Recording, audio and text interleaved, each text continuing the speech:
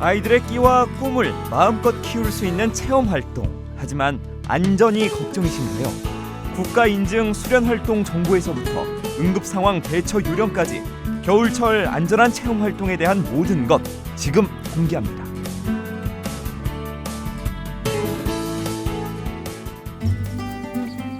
자연이 함께하는 이곳, 청소년들의 야외 활동과 딱 어울리는 숲속 마을인데요. 이곳에 아주 특별한 체험을 위해 모인 이들이 있으니 바로 청소년들의 꿈을 키워주는 수련활동 지도사입니다. 수련시설이 전국에 약 800개소가 있거든요. 거기서 근무하시는 종사자분들은 다양한 청소년들을 만나게 됩니다. 그런 청소년 현장에서 혹시라도 위험한 상황이 생길 때 빠르게 대처하고 또 그런 위험한 상황을 최대한 예방하기 위한 안전교육을 실시하고 있습니다. 겨울 방학을 앞두고 진행된 수련활동 지도사들의 안전교육. 50여 명의 지도사들이 2박 3일간 2회에 걸쳐 교육을 받게 되는데요. 환자가 언제 어디서 쓰러질지 모르기 때문에 어느 정도의 기본적인 응급처치가 돼 있는 상태에서 그 환자를 대했을 때 그 환자가 분명히 소생할 수 있고 또는 아픔을 경감시킬 수 있기 때문에 이 교육은 정말 중요합니다. 사고 당시 초기 대처 상황에는 어떤 문제점들이 있었는지. 뉴스를 장식하는 수련시설 사고로 학부모들의 청소년 체험활동에 대한 우려 섞인 목소리가 나오는 것도 사실인데요. 체험활동이 다양해진 만큼 사고 발생 건수도 증가하고 있습니다. 이런 사건 사고가 많아가지고 안전성 문제가 제일 크죠. 그 당시에 인솔할 수 있는 선생님의 안전교육 상식이 좀 있어야 되겠다. 제 아이들 어디 보내는 거 굉장히 불안하죠. 청소년들의 안전한 체험 활동을 위해 현장 지도사의 안전교육은 이제 선택이 아닌 필수인데요. 청소년 활동 현장에서 안전이 얼마나 중요한지, 또 안전한 문화를 지속적으로 확대하기 위해서 지도자들이 어떤 노력을 해야 되는지에 대한 기조 강의로 교육이 시작이 됩니다.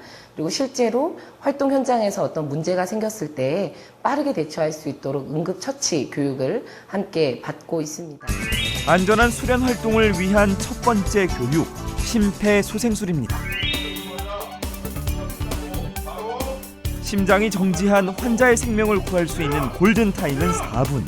발빠른 응급처치가 필요한데요. 신고해주세요. 저쪽에 빨리 보세요. 자, 가슴 중앙에 손을 올려 흉부 압박을 하는 심폐소생술. 이때 속도는 1분당 100회 이상, 가슴이 5cm 눌릴 정도로 실시합니다. 다시 몸 물었어요. 안 들어가요. 뭐예요? 생명과 직결된 구조 방법이기에 누구보다 경청하는데요. 드디어 수련활동 지도사들의 실습이 시작됐습니다. 수업 내용을 바탕으로 꼼꼼하게 심폐소생술을 실시하는데요. 심폐소생술이 좀 낯설고 어려워서 배울 땐 힘들었는데 배우고 나니까 이런 상황이 생겼을 때 내가 다른 사람을 도울 수 있다는 생각에 자신감이 생기고.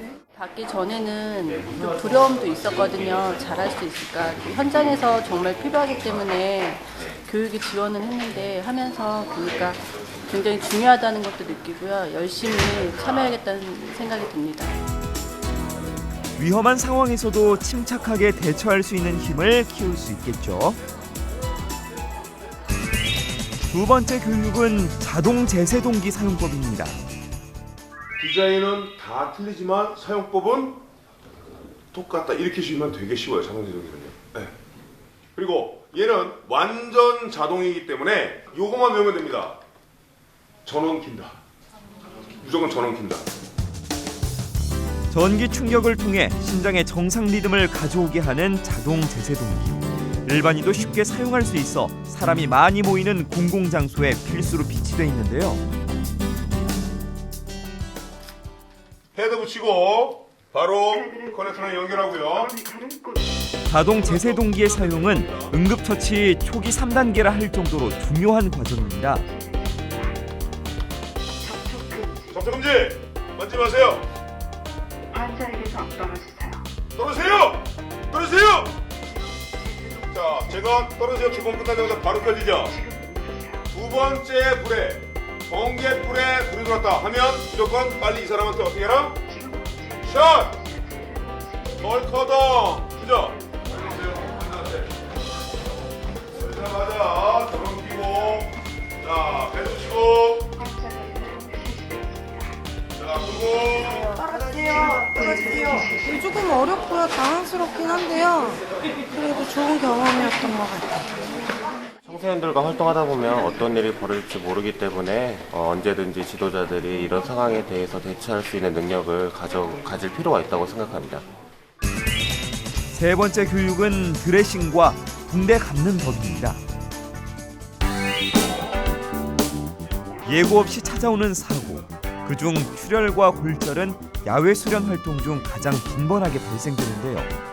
안정되고 체온만 유지해주고 이거는 피 안 나게 만들어놨으니까 더 이상 뭘 해주냐고. 그죠? 이게 응급처치예요. 끈 자체가 안면 외상 시 응급처치법을 보여주는 선생님. 턱을 잡아 올리듯 붕대를 감아 머리에 고정하는데요. 제일 중요한 건 그렇다면 청소년 수련활동 지도사들의 실력은 어떨까요? 2인 1조가 되어 배운 대로 침착하게 응급처치를 실시합니다. 상처가 난 부분을 보호하고 지혈을 도우며 보온의 역할까지 해주는 붕대. 2차 부상을 예방하는 역할을 하는데요.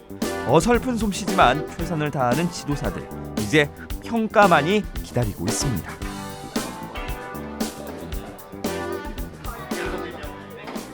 가로 고정대가 그냥 내려버리죠. 이건 그냥 허리띠 하시면 되고요. 여기까지는 좋았어요. 근데 이것도 더 오셔야 돼요. 이만큼이. 여기까지. 뭡니까 이거? 부러진 게 아니라 여기가 부러진 거죠. 어려웠는데. 네, 이거 나중에 할 거는 벌써 했네요. 계속 반복 스타를 하면서 이렇게 연습을 하게 되면은 현장에서 충분히 활용할 수 있을 거라고 생각합니다. 우리 꿈나무들의 안전과 직결된 교육. 아무리 강조해도 지나치지 않겠죠? 현장에 가서도 좀 많이 유용하게 쓸 수 있게 연습을 통해서 좋은 기회가 된 것 같습니다. 앞으로 제가 청소년 활동을 하는 데 있어서 아이들이 위험에 처했거나 사고가 났을 때 제가 조금 더 능동적으로 아이들을 전문적으로 케어할 수 있고 지도자로서의 역량을 갖출 수 있어서 정말 좋았다고 생각이 들었습니다. 보다 많은 청소년 지도자 선생님들께서 우리 아이들의 안전을 위해서 이 교육을 좀 더 많이 받으시고 계속 익히실 수 있고 이번 한 번으로 끝이 아니라 계속 1년에 한 번씩 혹은 2년에 한 번씩 보수교육 차원에서 계속 이수하시고 배우셨으면 좋겠습니다. 이번에는 수련원 시설의 안전관리는 어떻게 이루어지고 있는지 살펴볼까요? 이곳은 체험학습 프로그램의 안전사고 예방과 관리를 위해 지난 4월 문을 연 청소년 활동안전센터인데요. 안전한 청소년 활동을 위해서 우선 청소년 활동 프로그램에 대해서 체계적으로 관리 유지하기 위해 신고 제도와 인증 제도를 운영하고 있고 그리고 청소년 수련 시설이 안전하게 관리 유지될 수 있도록 안전 점검을 실시하는 등의 역할들을 수행하고 있습니다. 특히 안전 관련 전담 인력의 배치로 전문성을 강화했는데요. 보다 자세한 정보는 홈페이지에서 확인이 가능합니다. 청소년활동 안전센터 홈페이지에 들어오시면 국가가 인정한 수련 프로그램을 확인할 수가 있고 지방자치단체에 신고된 프로그램을 확인할 수가 있습니다. 그런가 하면 지역의 기상정보를 비롯해서 안전정보를 한눈에 확인할 수가 있습니다. 국가가 인증하는 안전한 프로그램에 참여하며 저마다의 꿈과 끼를 펼칠 우리의 아이들. 여기에 가정에서의 안전교육까지 더해진다면 올겨울 우리 아이들의 사고 걱정 없겠죠? 먼저 저체온증인데요. 저체온증은 우리 몸의 온도가 35도 이하로 떨어지는 것을 말합니다. 이것을 예방하기 위해서는 얇은 기능성 옷을 여러 겹 입어주는 것이 좋습니다. 그리고 장갑과 목도리를 껴주는 것이 특히 보온에 좋습니다. 그리고 활동을 하기 전에는 충분한 준비 운동을 해줘야 되는데요. 준비 운동은 몸에 땀이 날 정도로 한 15분 정도 적당하게 해주는 것이 좋습니다.